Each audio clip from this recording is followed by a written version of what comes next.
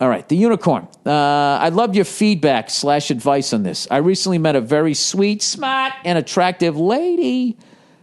We've been texting back and forth for a few days, getting to know each other, and eventually got to the how many people have you slept with question. Okay, I was upfront and honest and told her my number.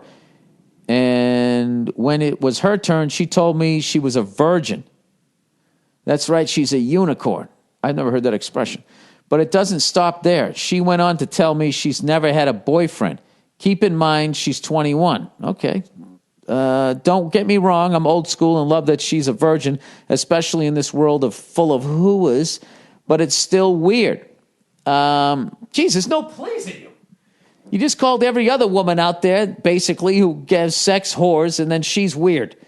All right, we went on the first date a few days later, and she lived up to my expectations. She was hot, smart, funny, and I had a great time. My question is, how is it possible that this smoking hot and seemingly perfect girl is a virgin, let alone has never had a boyfriend? I'm not complaining, but I'm wondering if she's lying or if there's something that I don't see. Well, I mean, I think you're going to physically, I think you're going to, unless she played softball and the ball took a weird hop, right? Wait, whose story was that? Oh my God, that just popped out of my head. That was a comic from way back when. I don't even think she does it anymore. Used to tell a story on stage about how she was playing some sport and she got hit and broke her hymen. I don't know what to tell you, dude. He said, what's he saying here? I don't want to get into something with her and then find out she's a crazy or worse.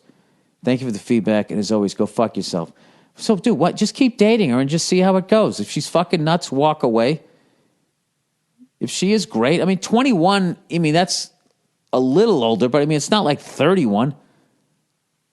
26, 27, that's when you're starting to go but someone could just be really fucking walled off, really could have had overbearing parents or whatever. I don't know. She kind of really let you in and told something really intimate about herself. You're just in a spot where you're waiting for the other shoe to drop. So if I was you, I'd be asking myself, why am I asking that? Who did I date before this that's making me think that this is going to be an absolute shit show? Now, look, I would be lying to you if I said that, if some woman was smoking hot or something like that and came up to me, I would think at some point someone would have talked her in to the rack by 21 nowadays. But 21 isn't that old. I say you write it out. It's a good enough situation. See what happens. And if you're worried that she's a psycho, just don't get too fucking, crazy and with the chick. And then, after a while, I don't know, maybe you could actually have a conversation with her at some point. Don't be so blunt how some fucking chick as hot as you never had a dick in her. Don't say it like that. Just be like, I don't know. You know what? Don't listen to me. Don't fucking bring that up. But I would continue to see her. If you're having a good time, I would continue to see her. And, if you're really concerned, I would just hide the knives in your kitchen the first time she stays over. Just make sure the bat's on your side of the bed if you really think there's going to be a problem. But that's if she even gets in the bed, so we'll see. Advice, strip club with wife. Oh, Jesus. Hey, Bildo. That's a good one. I've heard that one before, but it's always nice to bring that one back. Me and my wife and 6 of our friends are planning a trip to Vegas early next year. Bars, strip clubs, the whole shebang. I'm 27 and my wife is 26. We've been married for 4 years. I was wondering if you and Nia or past girlfriends have gone to strip clubs together, and if so, what's the etiquette? Neither me or my wife have been to a strip club before. Obviously, I wouldn't mind taking in the sights, but also don't want to be a piece of shit. Oh, God, this has fucking train wreck written all over. I know this isn't exactly something on my wife's bucket list, but I don't think she'll hate it either. She's told me in the past she appreciates the female body. Not necessarily grinding on mine, though. I think she'd probably enjoy it more if I wasn't there. LOL. Would love to know what you and Nia would have to say on the subject. Thanks. Well, Nia's not here. This is what I would say. Okay? You need to stay as sober as humanly fucking possible, and you need to not indulge at all. What your indulgence should be is your wife enjoying the experience. That's what you do. All right? And I would not get a fucking lap dance in front of my wife. I would not do that. Not that my wife, Nia wouldn't give a shit, but my wife is like ridiculously fucking cool. My wife is honestly one of the coolest females. She transcends her sex. The only reason why I say she's a cool female is because so many of them are fucking nightmares, and they won't let you do anything. They won't let you have any fun or whatever. Like, she just, you guys hear on the podcast, that's not an act. She's that fucking cool and funny. But most people are not in that situation. So there's a few red flags in there. You're going with other couples. Like, let the other couples get into the fights. Because somebody's going to go too fucking far. Somebody's going to get too drunk. Somebody's going to fuck up. And somebody's going to have that fucking thing brought up for the next 10 years in their fucking marriage. Because God knows that's what the fuck they do. So all your mission that night is to not be that guy. Strip clubs are not going anywhere. Okay? You can always go to one another night when she's not fucking there. Or if she actually ends up having a good time, the second time. And just literally tell her. Just say, listen, I wasn't going to get drunk and I wasn't going to do anything to embarrass you. Then she'll fucking respect you. So I would just say go real easy on the booze there. And, get your wife a fucking lap dance. That's what you do. And then just say, and just say you're good. You're good. And when your fucking guy friends are all trying to pressure you into doing something, just tell them to go, yeah, I'm cool. Don't worry. I'm having a good time. Okay? And let them do all the dumb shit. Let them wake up the next day when you guys go to breakfast and be the ones that have to say, yeah, sorry, I got a little crazy last night. Or be the ones that are clearly just had a huge fight and are not talking during breakfast. You don't need that shit. All right? You don't need that shit. It's a very, all of that type of shit. There's like, when you're sitting there going, what are the rules? The rules are the rules that you and your wife come up with. And the fact that your wife has never been to one is just all of the fucking makings of a shit show. So like I said, I'm not going to I'm going to say this again because you're a young guy. Do not be the drunk guy. And I'm telling you, just make sure she has a good time. Ask her if she's all right. Ask her if this is cool, if she wants to get out of there. Just totally be attentive to her, and there's no way it can be a fucking problem, and then you can get on with your goddamn life, and then fucking whatever. Some other time, you go to a titty bar, maybe you bring her along. She might fucking end up wanting to see you get a fucking lap dance. You're like, you serious? Yeah. And then she'll be like, all right, which one do you want? And then that's another thing that could be a fight. You know what I mean? You fucking pick some, I don't, that's just one of those, it's just one of those things. I remember one time, there's this famous strip club in Los Angeles called Jumbo's Clown Room. Okay? And it is just as creepy and disgusting as it sounds. I don't think it's like that anymore. It's way better now. But back in the day, it was literally like, if I was a serial killer, like that would be my Starbucks. You know what I mean? Sit there with my laptop in a chat room with other serial killers. I mean, it was a fucking disgusting place.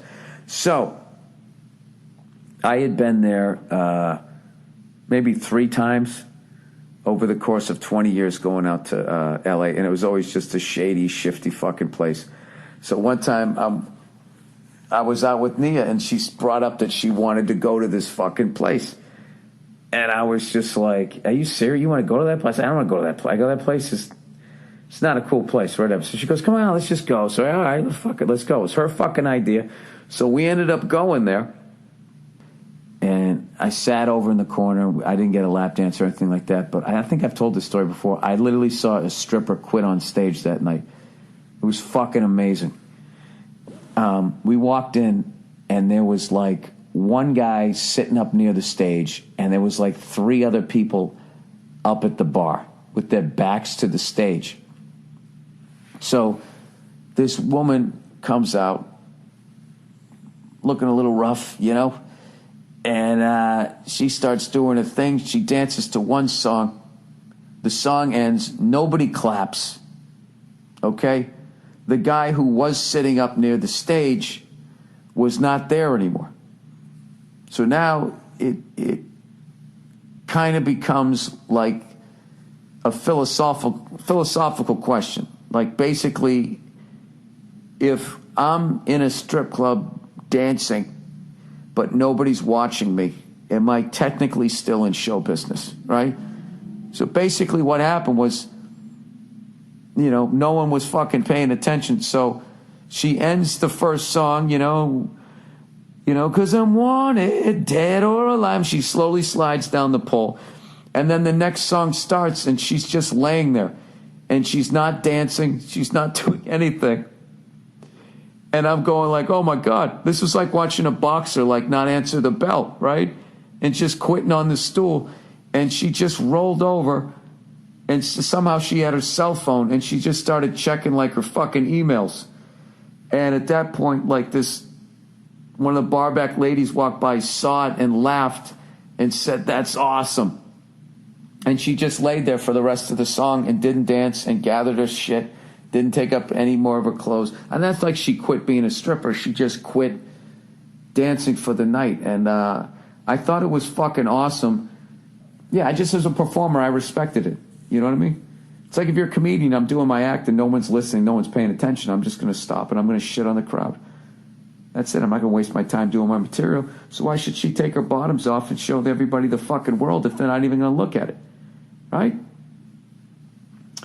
So there you go. There's my fucking stripper story. But me and Nia never had a problem. I want to say I've gone to a couple.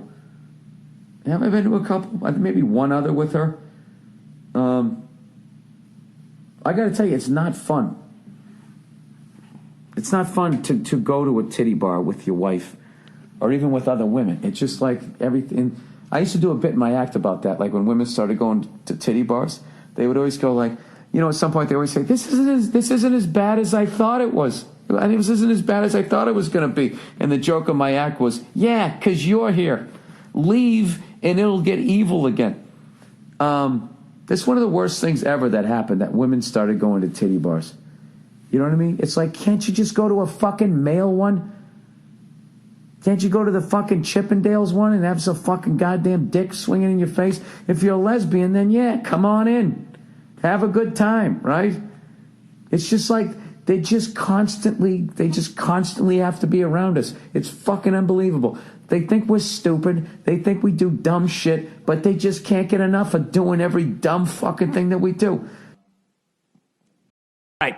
Ex-wife wants me to adopt ex's son. Hey there, Bill Burlington Cunt Factory. I usually laugh at some of the poor schmucks who write into you asking the advice. Today, I'm that schmuck. I won't go into every little detail about this and hopes you can give me some advice. A few years ago, I married my soon-to-be ex-wife.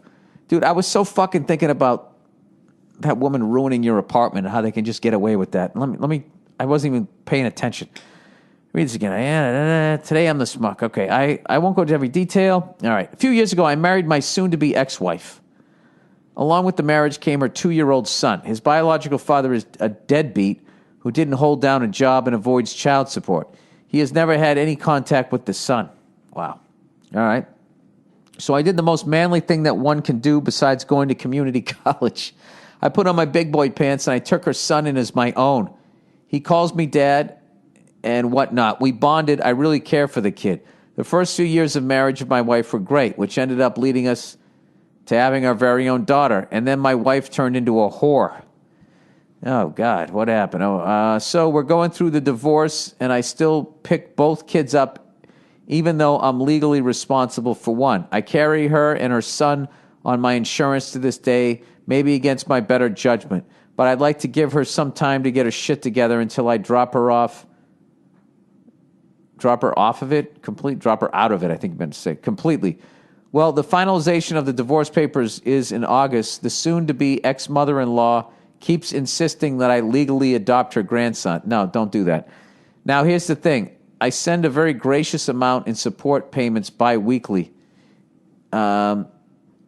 We choose to not go through the court system because my ex sees that I'm a good father and still take responsibility of her son. Keep it like that. I flat out said, no, I'm not legally adopting him. Yeah, your fucking mother-in-law does not want you to legally adopt him because she thinks you're a good father. Okay, she's looking at you like an ATM machine, like a lot of women do with men, which, once again, you can't fucking say that. Despite the 10 million fucking examples of it, it's considered sexist. All right, one wrong move, and now the court system has me by the balls for support for 2 legal children. What? What happened? Said flat out. Yeah, he said flat out no because one wrong move and now the court system has me legally by the balls for the support of 2 children. Yeah, there's no fucking reason for you to do that. They don't hold anything over you. They have no negotiating, nothing. The mother-in-law is insisting, unless they try to keep your daughter from you. The mother-in-law is insisting that if I don't legally adopt him, I'm a scumbag who doesn't deserve to see him, and Eva's gone so far in so many words to say I won't be seeing him. She's even getting my ex on board with this. Like I said, I really care for the kid. He's a good kid who never had a father figure until I came into his life 6 years ago. What's my play here? Thanks and go fuck yourself. What you're seeing with these 2 fucking lunatics, generation fucking psychos here, is the tip of the fucking iceberg with these people. Okay?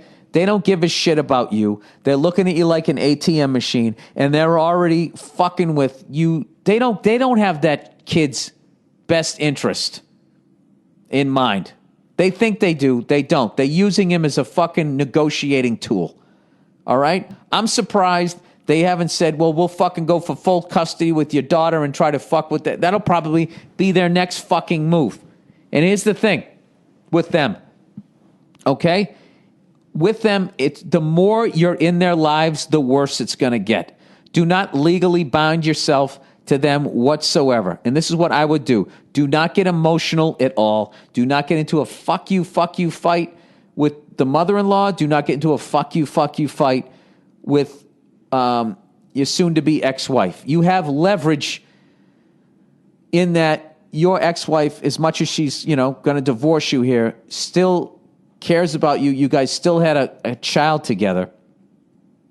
And you just have to just talk to her logically and just say, I'm not comfortable doing that, but I'm going to continue to make payments and support and all that and help you out with your son and obviously our daughter.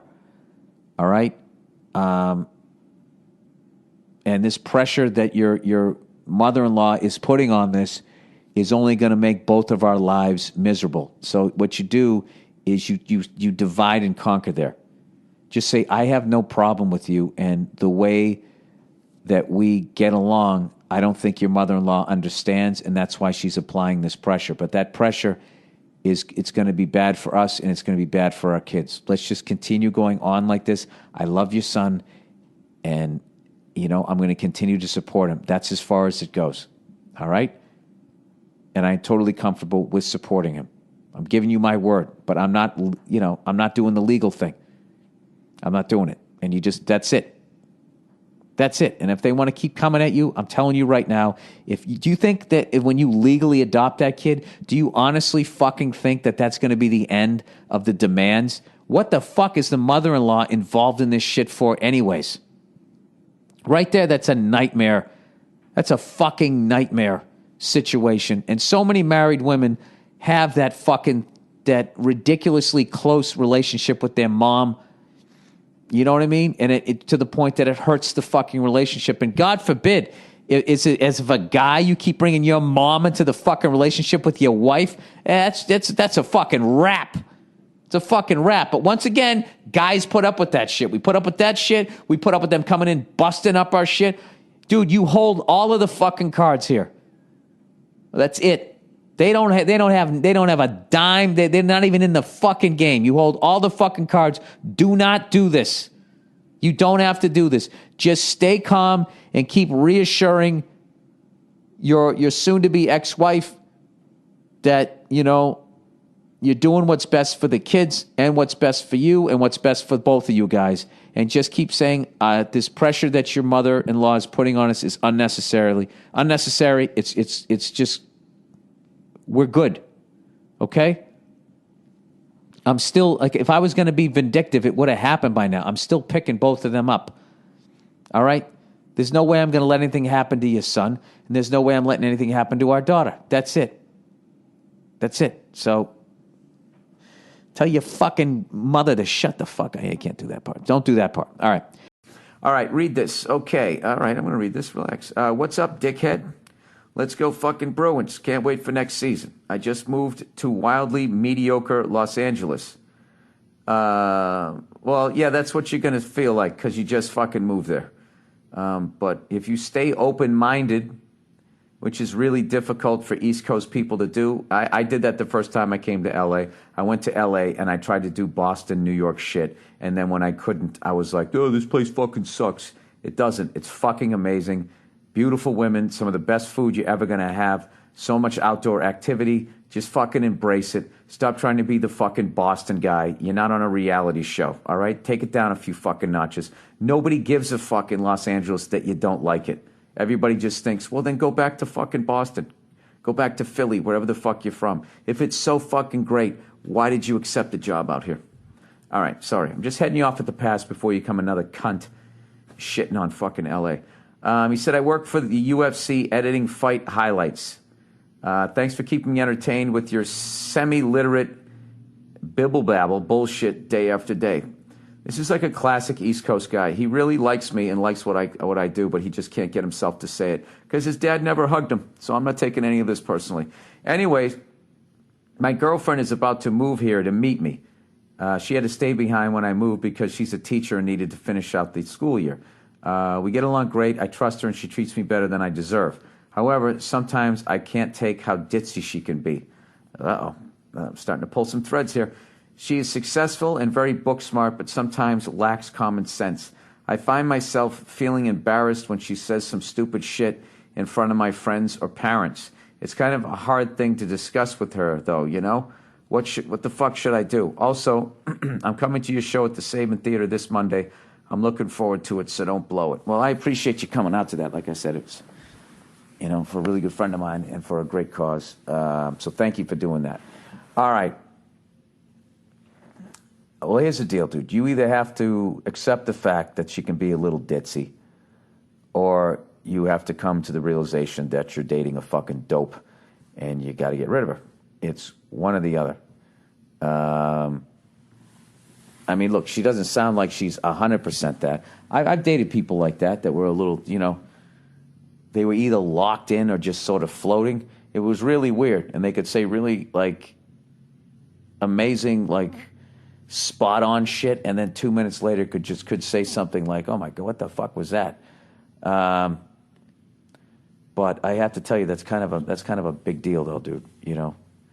You can't think that the person you're dating is a dope.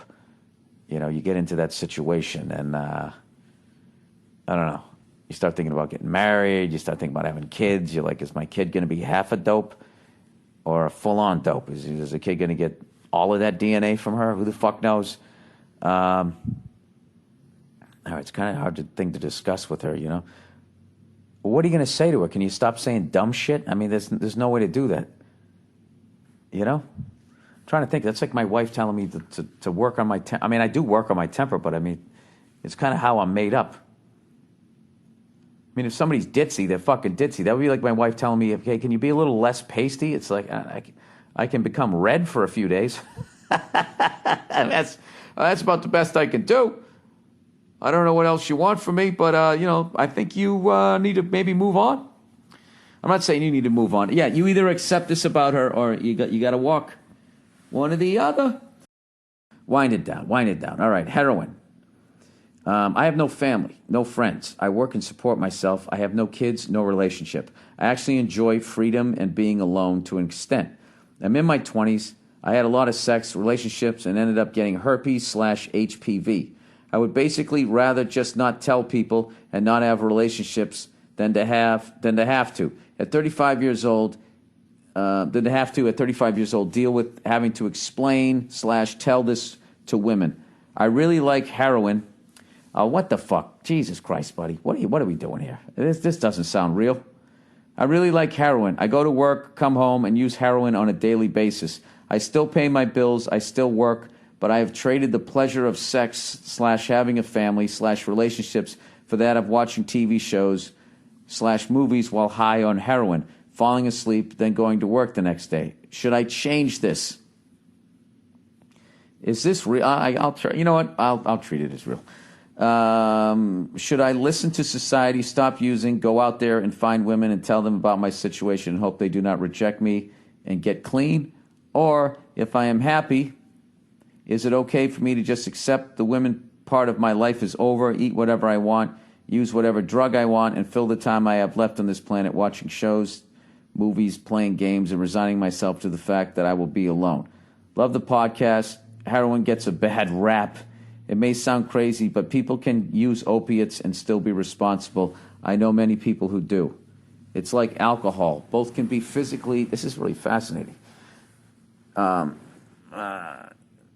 maybe it's a big lie. I don't know. It's alcohol. It's like alcohol. Both can be physically addictive. Alcohol can actually kill you with withdrawals, while heroin cannot.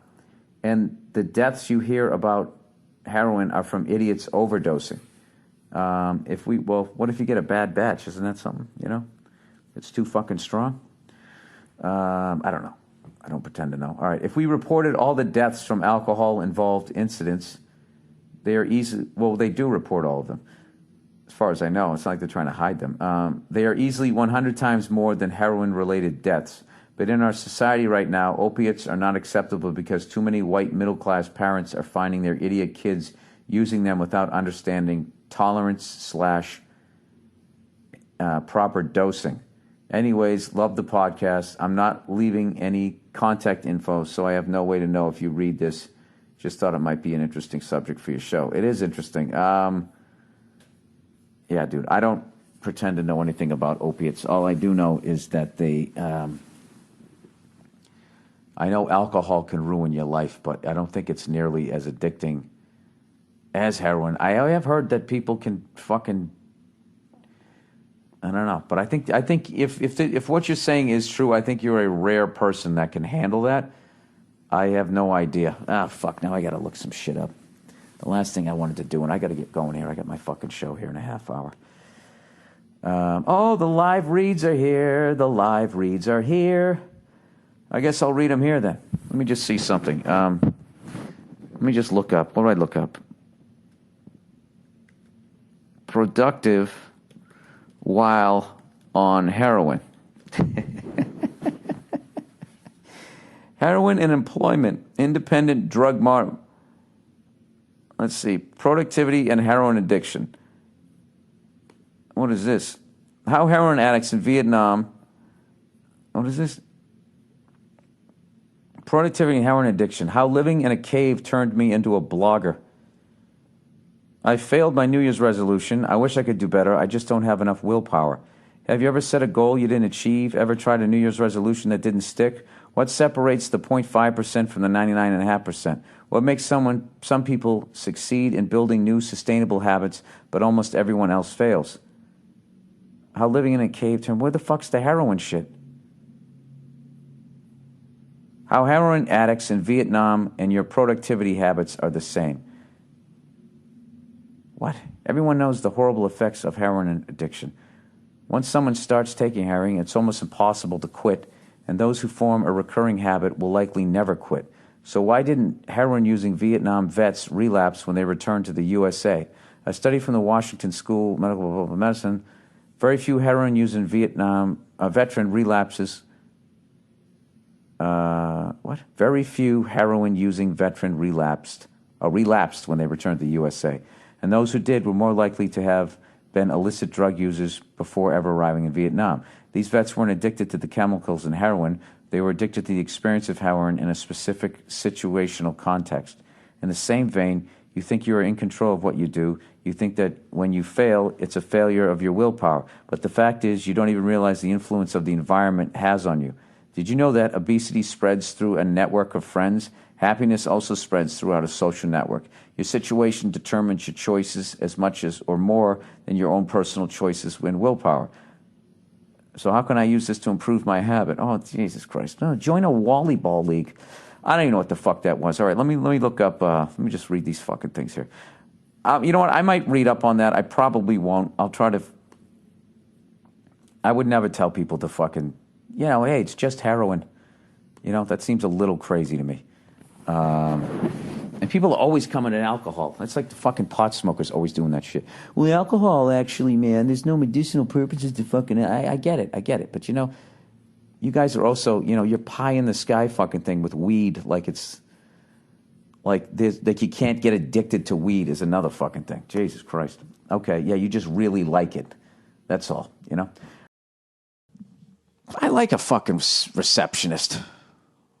And I might be old school. I might be sexist. That's what I'm trying to say. I like a reception. The hoarier, the better. As long as they get the job done. There's nothing better when you walked in, right? And there was some fucking, chick walking around with fucking fuck me pumps on. She looks good. And all these goddamn feminists out there that sit there and they flip out and they act like every fucking beautiful woman out there would be a chemist if it wasn't for men like me. Some of them, they're putting their best foot forward. Jesus Christ. What do you think we have remote controls for? Because no one wants to get up off the couch. And goddamn it, if a woman is born beautiful and all she's got to do is walk around with her ass jacked up and her tits jiggling around a fucking office, and next thing you know, she's got a beautiful home to go home to, right? Because some rich guy goes in there going, well, you know what? I'd like to stick my billionaire dick between those tits. Hey, well, what's wrong with that?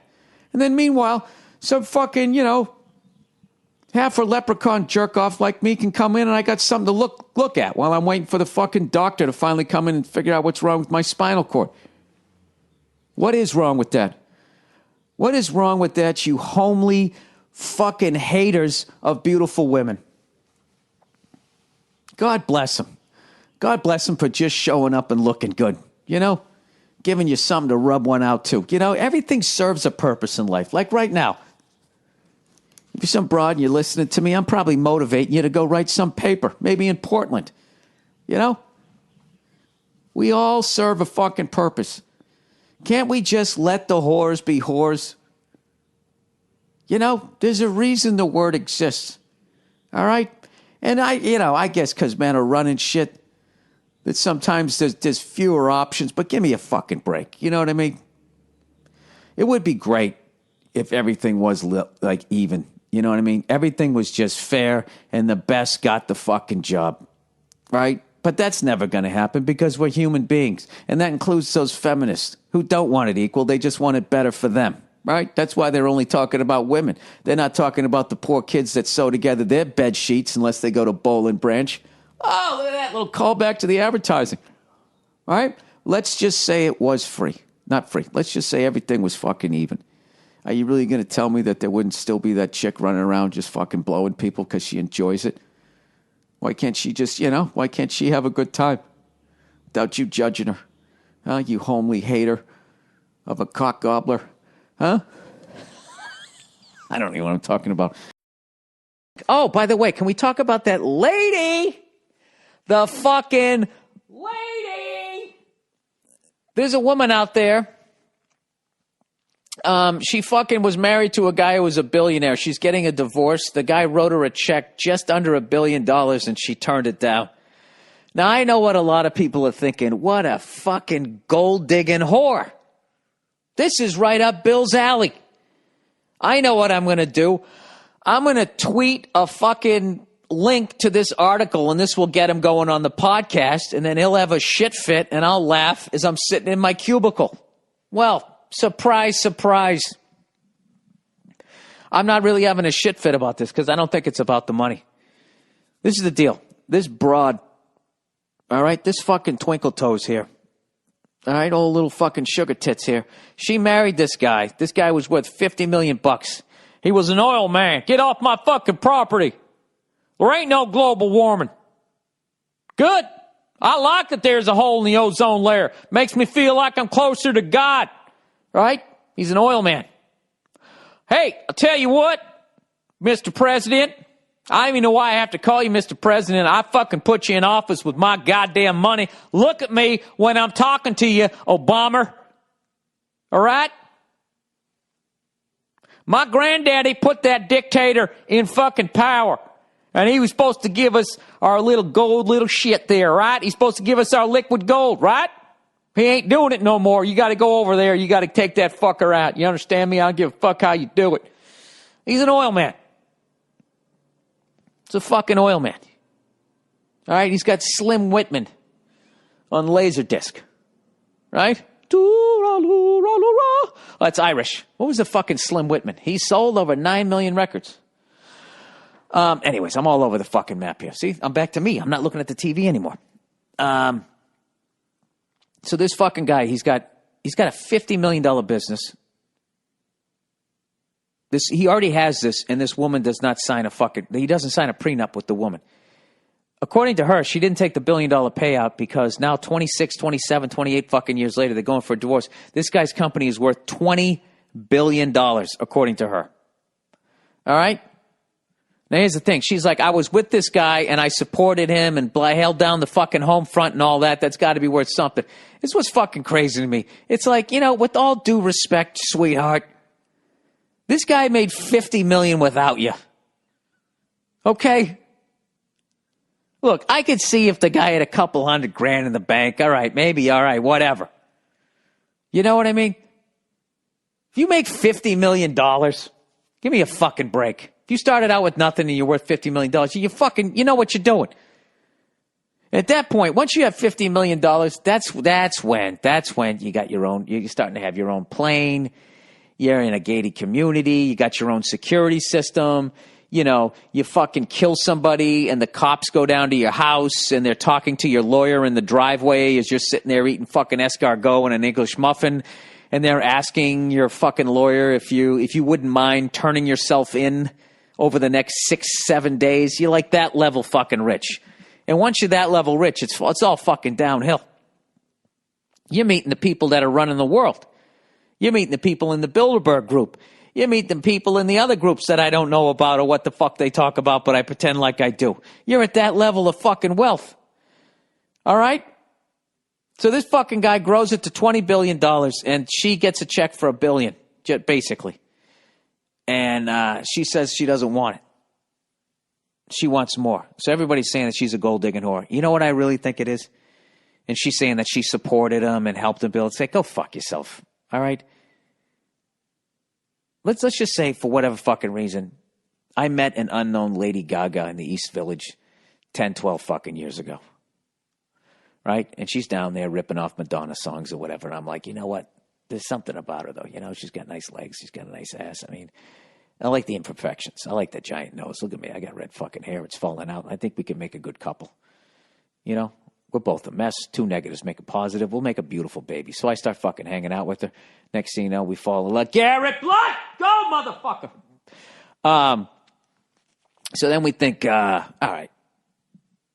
We get married. Okay? And let's just say whatever I'm doing.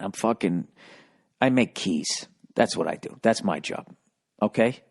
And she's out down there. She's down the village and she's fucking, she's making her own meat dress. She's going out, she's making money in a coffee house, and she goes right to the deli and she buys more meat. She's investing in herself.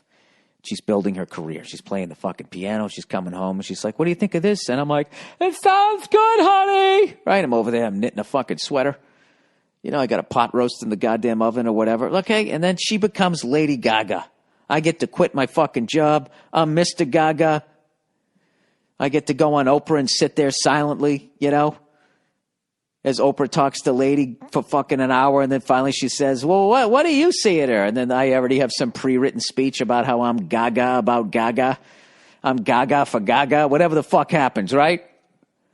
And let's just say in the end of all of that, I'm walking down the fucking hall blinded by her gold records, platinum records and all that shit. Every morning when I go to brush my teeth, I got to put on my amber visions just to get there so I don't fucking walk into the walk-in closet instead of the bathroom.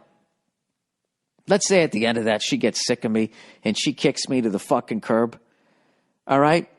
And let's say she's worth $100 million And she turns around and says, I'm going to give you, Bill, I'm going to write you a check.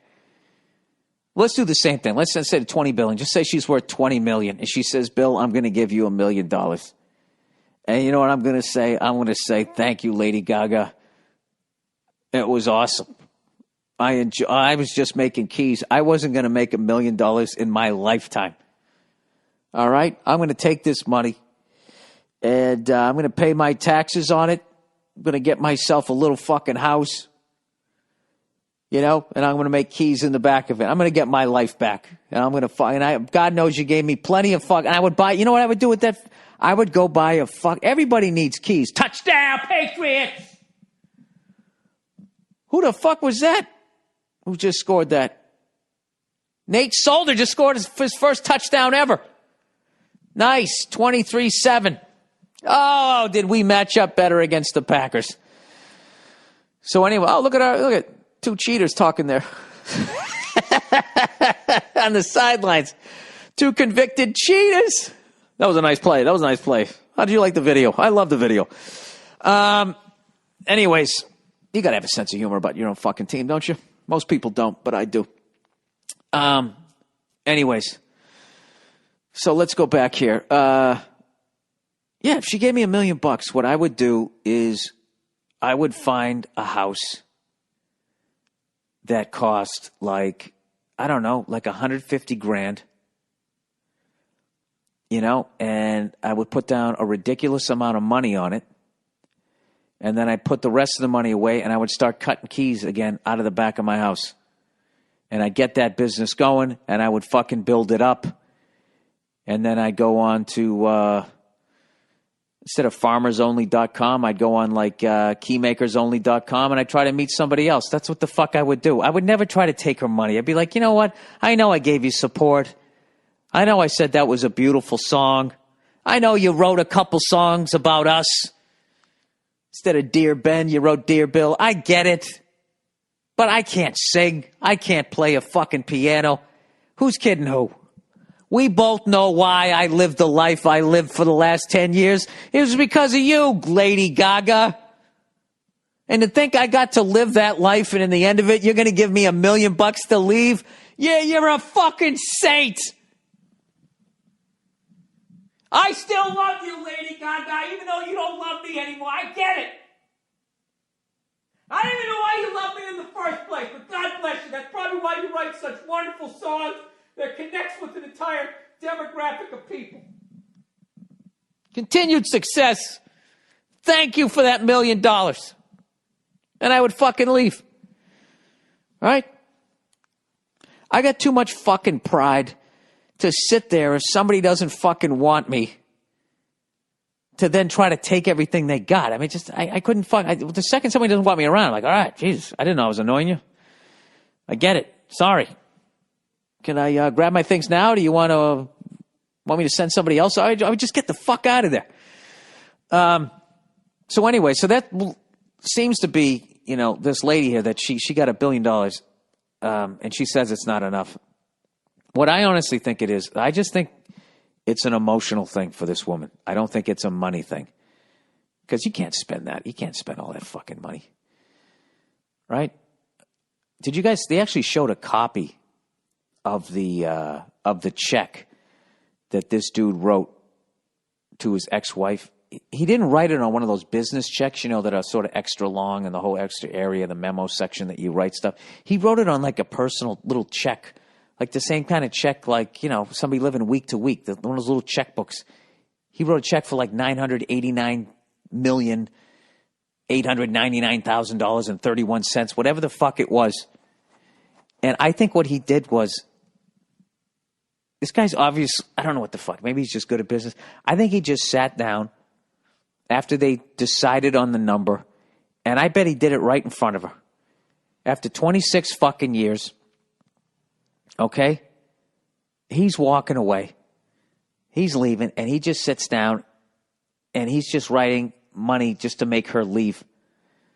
And he just sits down and goes scribble, scribble, scribble, sign, sign, sign, dot the I, cross the fucking T, tears it out. Here you go. Beat it, lady. I just think it came across like that, and it fucking pisses her off. And she's just like, this is the thing, the worst thing you can have when a woman's breaking up with you, or if you're breaking up with a woman, is if she's not over you. If she's over you, it's going to go smoothly. You don't have to deal with her fucking, putting your pet rabbit in a goddamn stew. All right? But if they're not over you, you got to fucking let them down easy. You can't just push them down the emotional elevator shaft.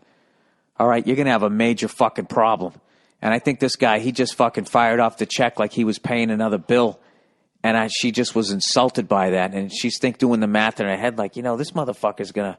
I actually talked a little bit about this on the Chris Layton podcast, so forgive me if there's a little bit of overlap, but I just wanted to hear what he thought about it. I think that... I don't know. I just think that they want you... They want you to hurt. They just want you to hurt. I don't know what it is. Not all of them, just some of them.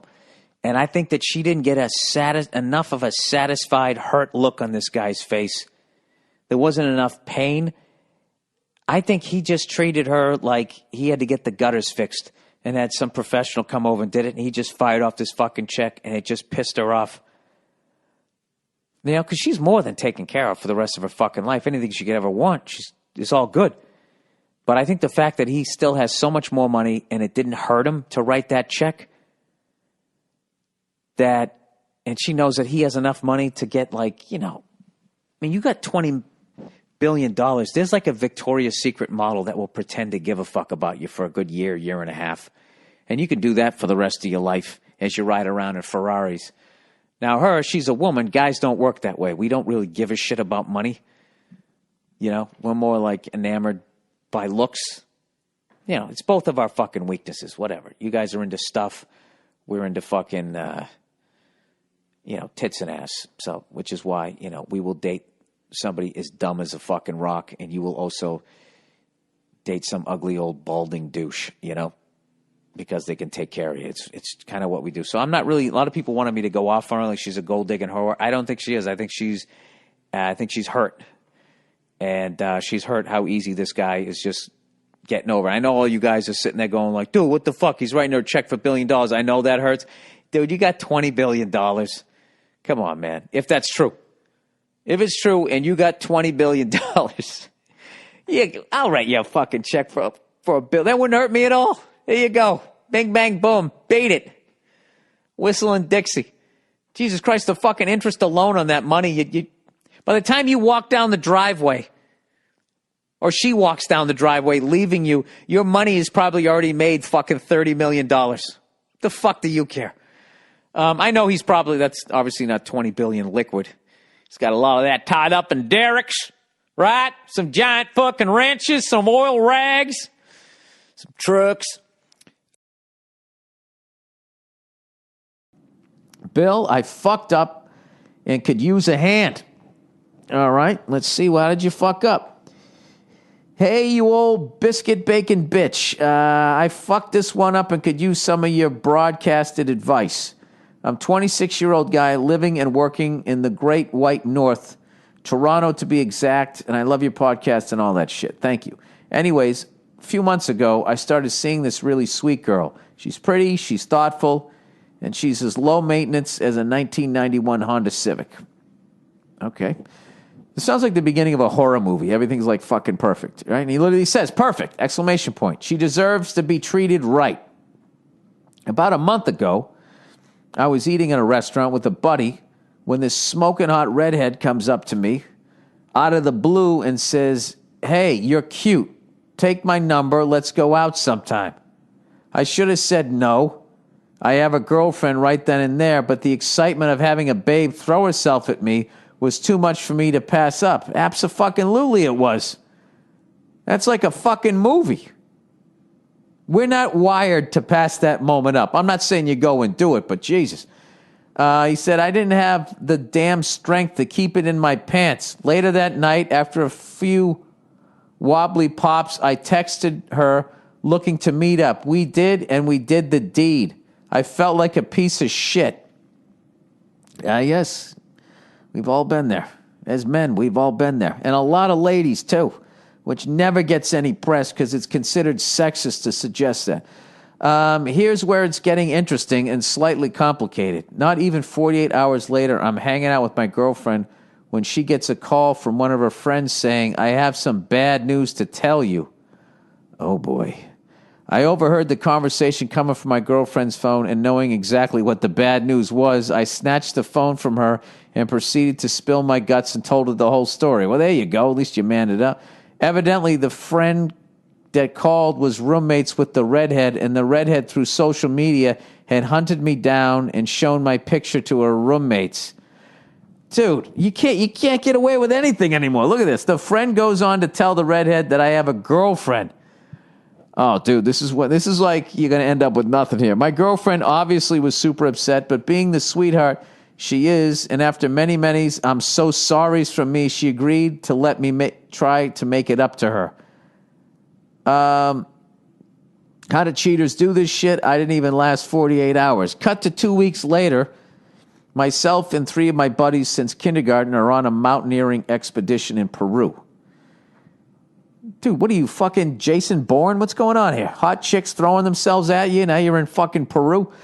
A trip we planned since February, and I get this panic-stricken email from my girlfriend saying she, parentheses, the Redhead, had broken into my apartment and trashed the place.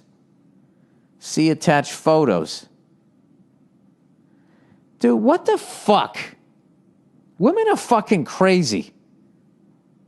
Let's just say this, okay? Like, how is she hurt? She came walking up to you, threw her fucking clam at you, you fucking took it. You're not in a relationship with her. My voice is literally cracking. You're not in a relationship. You're not in a fucking relationship with her. Dude, you just need to prosecute this fucking woman. This has to stop, this whole fucking thing that when women get upset, they can destroy property. Let a guy go out and fucking trash some woman's car after she fucks around on him.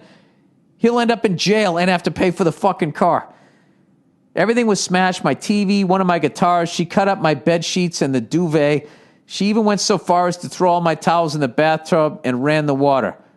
How do I know it was the Redhead? The dumb bitch left a note next to the TV saying cheaters never win or some bullshit like that. Give me a fucking break. She even bragged about the whole ordeal to her affirmation roommate. Classic guy. He just writes, sheesh. My girlfriend called the cops, and upon my return from Peru, I set up a restraining order against the Redhead. You should fucking you should sue her. Here's the problem. All this drama has led to my girlfriend reconsidering her willingness to give me a second chance. Dude, here's the real thing. Anytime some fucking smoking hot girl just comes up to you and throws it at you, you know it's a head case. Go with a fake name.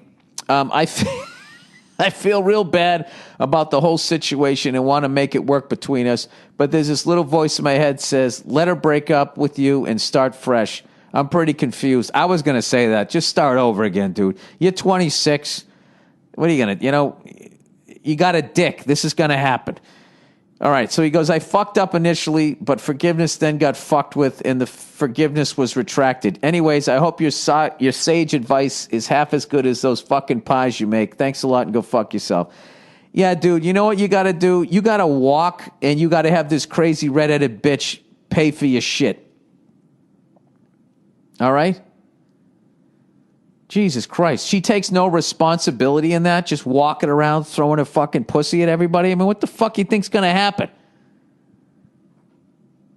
It's, as a guy, you could walk around throwing your dick at fucking people for years and not get anything. This is why there's the double standard. If a guy does it, he's a stud because he has to convince people. Just the way we're set it's the way we're set up. Okay, women are no better than guys. It's what it is the way they're set up anatomically is they're letting someone enter their body. That is a major decision. Sticking your dick in something, it's fun. It's like, it's like putting cereal back in the cabinet. I mean, you don't even fucking think about it. There's probably ignorance in there. I would just say, you know what? You're right. I fucked up. That's a really big pet peeve of mine, that fucking women get to do shit like that. That you just get to walk around, destroy your shit. Just fucked up your TV and all that, dude. And your whole thing is just like, sheesh. Like, we're just conditioned to be like, all right, that's what they do. They ruin your stuff. Dude, you were 100% in the wrong. You shouldn't have done it. You definitely did a piece of shit thing, but that doesn't give somebody the right to break into your fucking apartment. That's breaking and entering and destroying property. She should be in jail. This is what you do. I would break up with her, and I would try to take legal action against the redhead. And at some point, you want to send her a note, but don't do it. Just say, yeah, breaking and entering, fucking felons never win either, whatever the fuck that is. Yeah, dude, whatever, it happened. And, yeah, you know what I would do? You're 26, stay single for a while. Stay single for a while, go to the gym, get back in shape, figure out what the fuck you want to do. Do you want to fuck a bunch of women, or do you want to meet the one? But I think at this point, dude, you got enough fucking drama. I can't believe she gets to do that. Like, first of all, she got laid, the redhead. She got fucking laid, She had a great fucking time, and she gets to bust up somebody's place like a fucking rock star and then walk out of there and feel like she's a fucking hero. This is why I don't give a shit that they make less an hour than I do. Because when you add up all the fucking perks, I mean, it's a pretty good goddamn deal being a woman. You get all your emotions out all the fucking time. You get to break up people's shit, and you get to live longer than men. I don't know what the fucking problem is. You're going to complain about an extra 79 cents? Rouge tinted William. My fiance was a bit of a case, raised in an odd Christian cult, escaped it in high school, spent most of her adult life working to support her family that was still in the cult. Wow.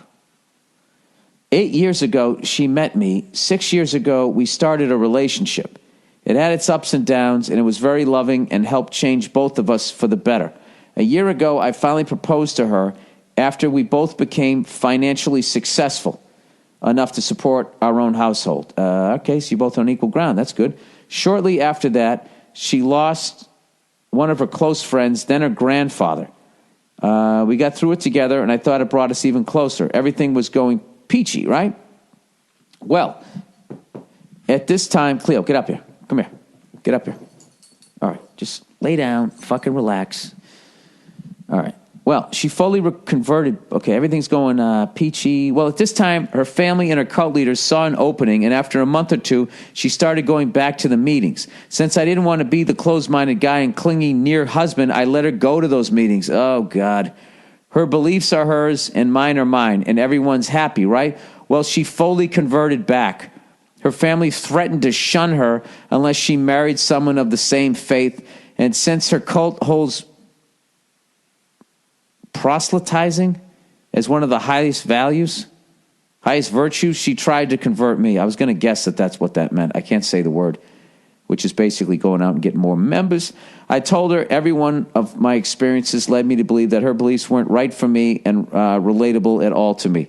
I didn't see a future where I believed in the same religious things as she did, but I did mind her believing in different things. But I didn't mind her believing in different things. All right, dude, you've been totally honest. You've handled this perfectly, like a champ. Within a month, she called the wedding off and broke it off with me. So I did the dude thing. Drank, worked out, picked up new hobbies. Sorry, I was thinking horse. Hobbies. Hobbies. And vacationed in the country half the world away. I was relaxing on the beach in said country when someone from her cult approaches me and tries to convert me. What the fuck? Yeah, what? You're in a different country? How do I get over the love of my life while still staying true to myself? You freckled cunt. Thanks and go fuck yourself. Visit Western Canada sometime soon. Dude, she did you a favor, man. She did you a fucking favor. Get away from that shit, man. Like, You can't be with somebody where their religion is telling them who to love. All right?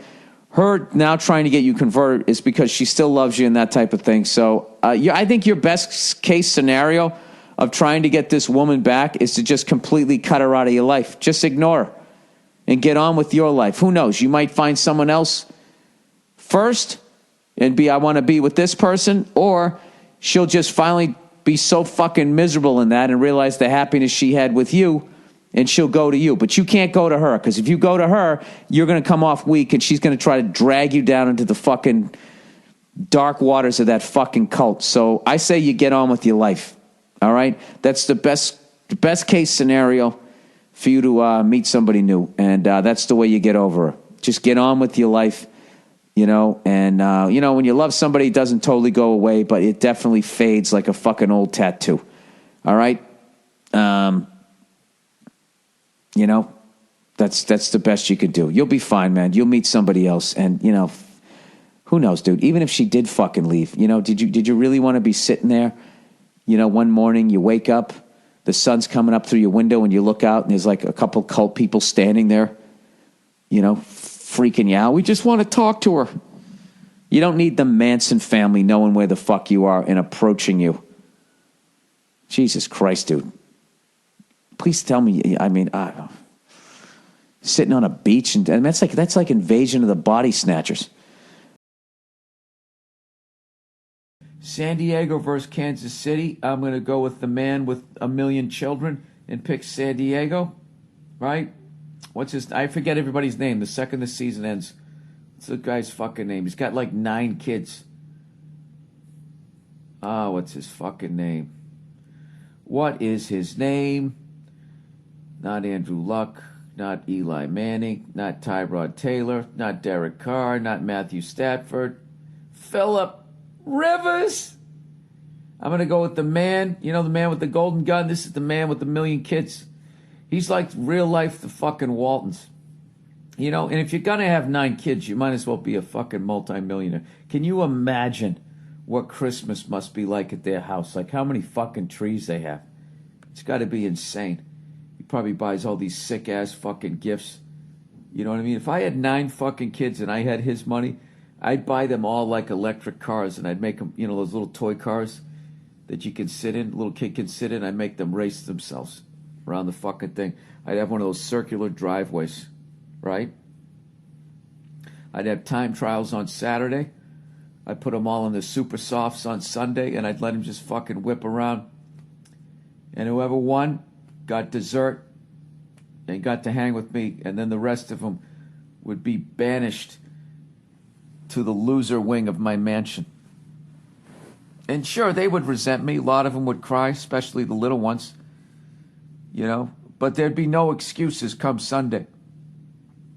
Even if you were a baby, if you couldn't figure out how to just roll down onto the gas pedal and at least make a fucking effort, slam into somebody, then that would be it. You would be banished.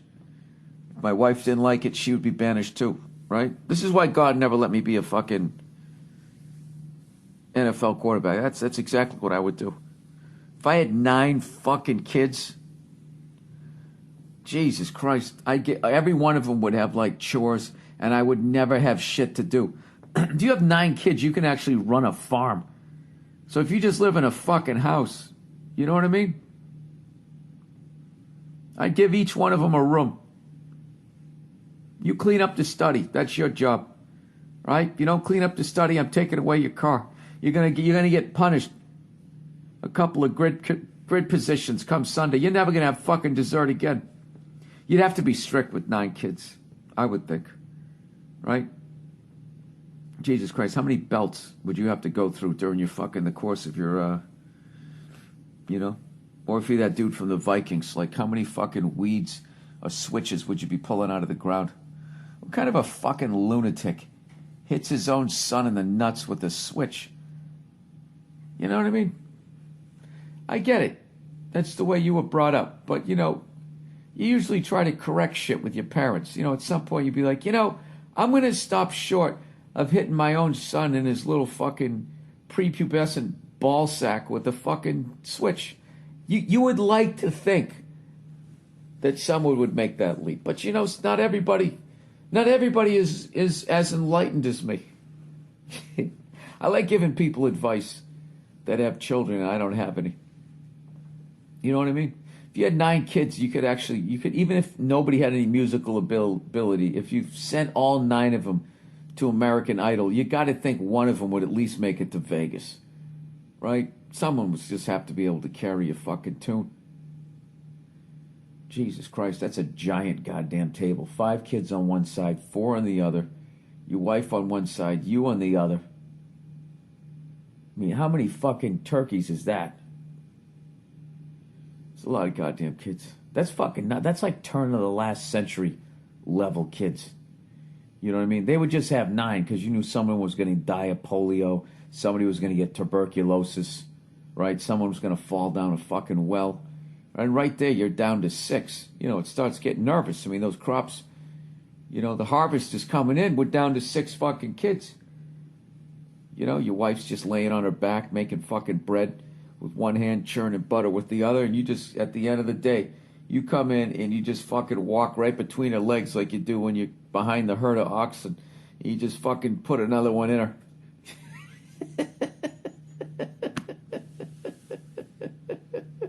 Dude, you know what you'd be like? You're like a college coach, college basketball coach. It's like coaching Kentucky at that point, the way the kids would leave you. You know, Kentucky, they're like one and done, all the good players. So, like, you constantly got to be fucking out there priming the pump, throwing the dollar bills around, handing out gold Trans Ams, right? But back in the day, rather than leaving and going to the pros, they were just dying. You know what I mean? The more they died, the more farmland they took up. I mean, granted, they were enriching the soil. If their bodies well, their bodies would decompose back then, right? But they still put them in the boxes. But you couldn't plant over there. You know what I mean? Oh, my God, I'm eating this cauliflower. For some reason, I'm thinking about Eddie. Oh, that's interesting you say that, honey, because that's right where I fucking buried him. Yeah, when the Native Americans decided to do a drive-by. And he took a fucking hatchet to the head. I told him to duck. He didn't. He was weak. He doesn't deserve to live. All right? And there you go. Now you're down to 5 kids. Now you're down to 5 kids. I'm going to Google this right now. Ways to die in 1900. Let's see what comes up. All right. Ways to die in 1900.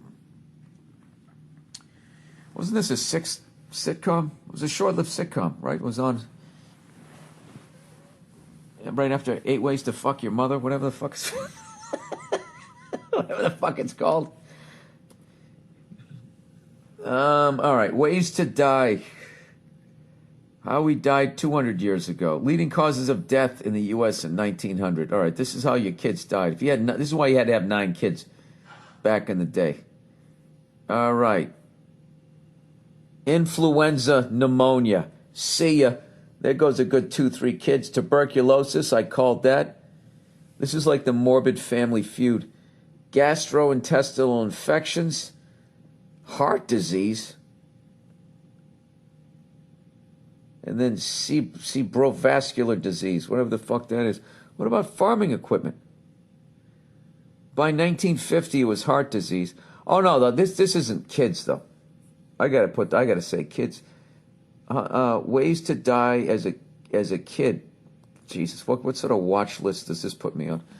All right, let me type this out. Ways to die as a child in 1900. Well, childbirth was one of them, and you lost your wife. That was like your scout, right? Fuck, who's gonna keep bringing in the new talent? Ways to die, trends, death. The historical horror of childbirth, all right? Leading causes of death. You know what? They're not going to have it. Death in childbirth. Whatever. I'm still going with farming equipment, you know? Dad's out on the team of oxen. Go tell Pa it's time for dinner, right? And you go out there and the oxen get spooked or some shit and they run over you. Bill, we don't want to know about fucking dead farm kids. All right, well, you know, the fuck you want from me?